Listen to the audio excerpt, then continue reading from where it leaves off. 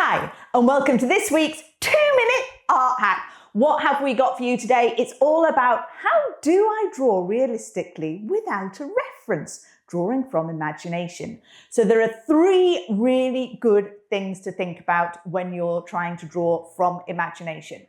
Tip 1, everything is a shape.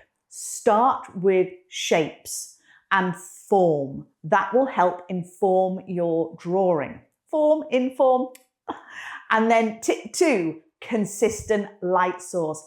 Always have your light source in one direction. Draw an arrow on there if necessary, or stick a little post-it note. I do this quite regularly with an arrow on in a sunshiny color so that I know where the direction of light is in my composition at all times.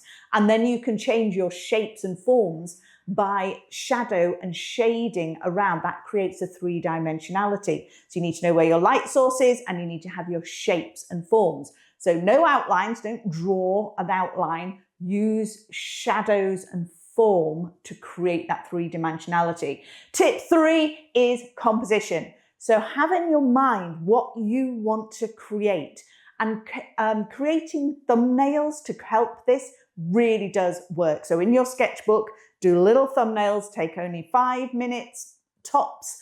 Look at your composition, where your horizon line is. Is it a third from the bottom or a third from the top? Make sure that things in the distance are fuzzier, lighter, bluer. Things nearer the front, you're looking warm, saturated colors, bold.